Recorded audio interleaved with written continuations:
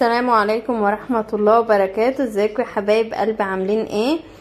النهاردة معانا وصفة جديدة. هي الوصفة دي بصراحة جاتلي علشان يعني كان متبقي معايا شوية لحمة كده، كانوا مسلوقين وانا مش عارفة اعمل بيهم ايه ولا اعمل عليهم ايه، فقلت اعمل الوصفة دي هتبقى جميلة قوي معاكم. دوت بتنجان كيلو ونص، بتنجان مقطعاه ورش عليه شويه ملح. شوفي نزل ميته ازاي، الميه دي هي اللي بتخليه يشرب الزيت، فاحنا لما بينزل ميه كده بقى ما بيشربش معايا زيت. ودي حوالي 4 فلفلات بقطعه اي تقطيع، صغير كبير اي حاجه.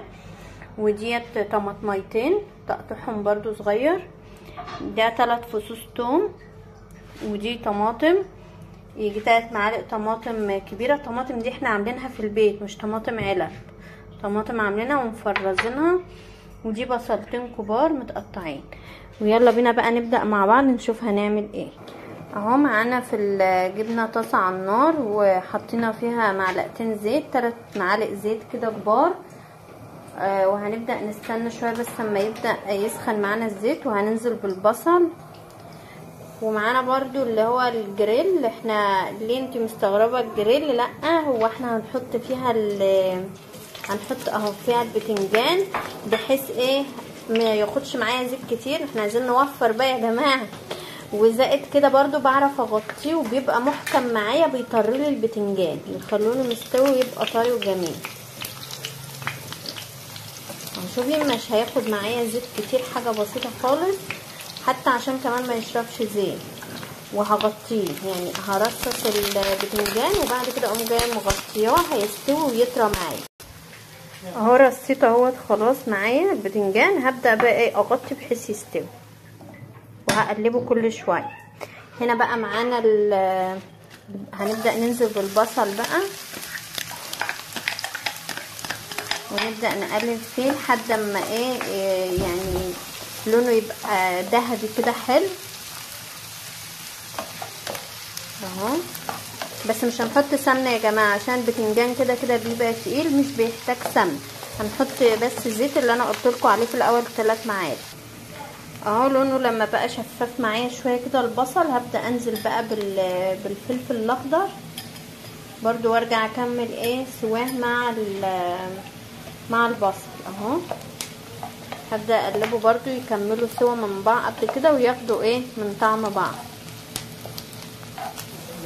اهو يا حبايب قلبي. اهو انا شايفه بدا يتحمر معانا وبنقلبه اهو لحد اما كله ياخد ايه نفس اللون الاحمرار ده. وبرده شغال معانا البصل بالفلفل اهو. نفضل نقلبه لحد اما ياخد معانا سوا ولون حلو كده نطلعه اهي. بصي يا حبايب قلبي خلاص بقى كده انا هبدا اطلع اللي هو احمر معايا ده. ومعانا دي برده شغاله علشان ايه اخلص كله مع بعض في وقت واحد اهي. برده بقلبها لحد اما ايه يبداوا يخشوا في السوا الاتنين مع بعض كويس اهي. وده هبدا اطلع اهو حاجه حاجه كده اللي اتحمر معايا وخد لون حلو بطلعه. شوف ما خدتش معايا برده زيت كتير اهو. بصي بقى انا بطلعه على ورق كده، ورق مطبخ. الورق ده حتى ورقتين 2 عشان برضو اي نقطه زيت اي حاجه تتشرب معايا كويس. وهطلع كل الكميه اللي اتحمرت معايا. بصي بقى يا حبيبه قلبي كده هو بدا يستوى معانا كويس. بنوسع كده حته في النص وبننزل بالايه بالتوم عشان ما تقعديش تسويها في حاجه بره وترجعي تحطيها تاني، لا كله يبقى مع بعض في حاجه واحده اهو. نديله كده نسيبه في النص شويه نديله تشويحه، وبعد شويه بنقلبه معاه برضو كله بيندمج مع بعض. اديته تشويحه وبعد كده قمت جايه مقلباهم كلهم مع بعض مع البصل والفلفل، ونسيبهم برضو ايه يستووا. حب انا عايزاهم يستووا لما ما يبقوش ناشفين معايا كده، يبقوا ايه البصل والفلفل فراي كده عشان بيدي طعم احلى. هبدا اهوت خلاص هي استوت معايا يعني نوعا ما. هبدا بقى انزل عليها بالطماطم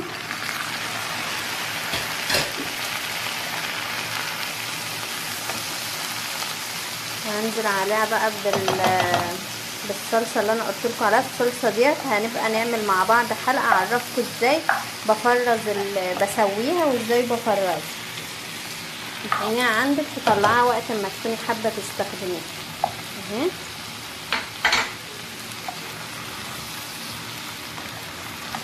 دي برضو تقليبه كده مع بعض.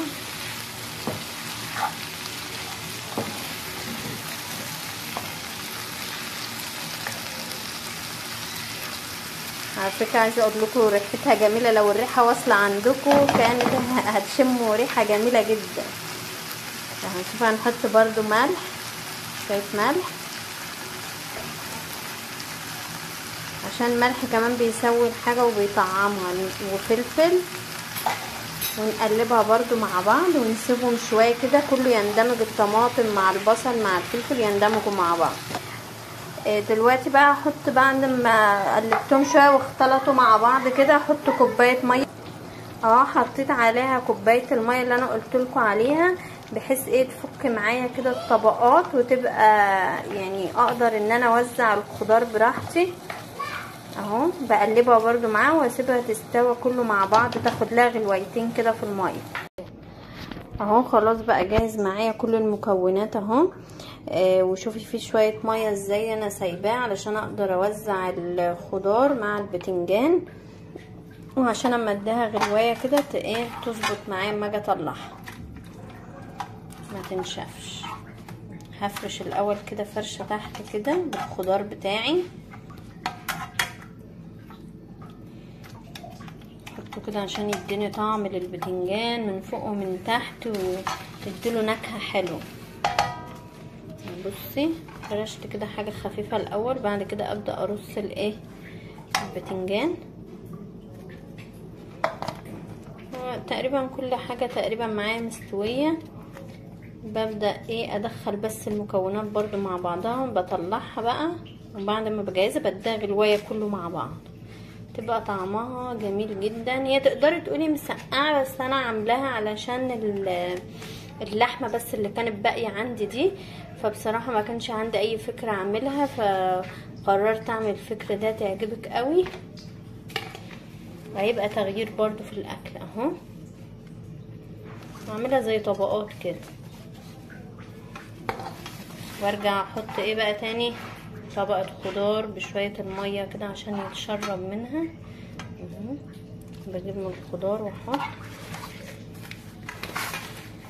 طبقه كمان، وارجع اعيد برضو اللي انا عملته تاني.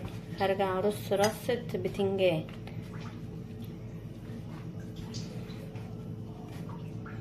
البتنجان طبعا عارفين كلنا فوائده كتير، وكمان مع الخضار وتجديد في الاكل. يعني لو عملتيه جنب شويه رز او كلتيها بعيش لاولادك تبقى اكله مفيده جدا، مليان حديد وحلو.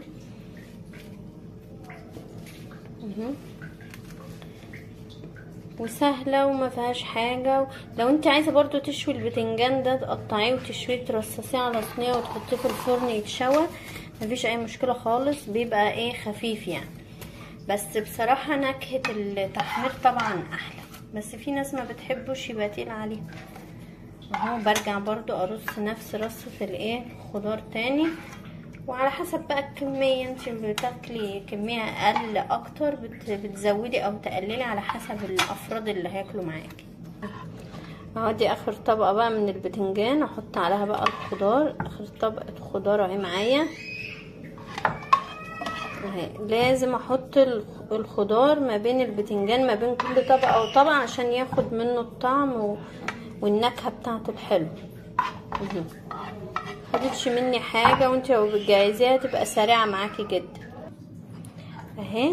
بصي لقيتها محتاجه شويه ميه فحطيت لها شويه ميه كمان اهو. هبدا بقى اللحمه عندي الاساس اللي انا عامله عليها عشانها كل ده بوزعها كده على الوش، وبعدين لما السوا بقى بتخش في السوا بتبدا هي لما يغلي بتبدا تنزل في النص ما بين البتنجان والخضار كده، تاخد من طعمها وتحسي ان انت لسه عاملاها دلوقتي، بتبقى طعمها جميل قوي.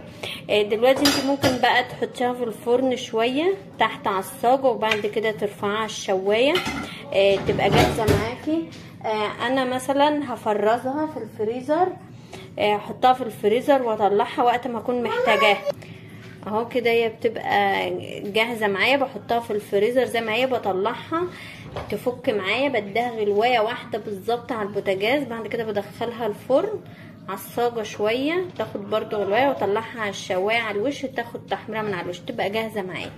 دي طبعا لو انت موظفه او انت مثلا بيبقى وراكي شغل ما انتش فاضيه اغلب الوقت، معاكي اطفال صغيرين، بتجهزي حاجات زي كده وبتبقي حطاها على اساس ايه تبقى جاهزه معاكي على طول، جنبها شويه رز او بعيش، تبقى اكله معاكي سريعه وجميله جدا.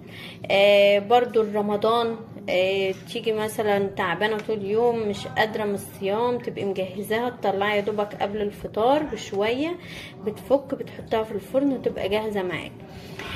ولو عجبتك بقى الوصفه اعملي لي لايك واشتراك في القناه وفعلي الجرس عشان يوصلك مني كل جديد، وعشان ده بيدعمني ويخليني استمر معاكي. وبألف هنا عليكم.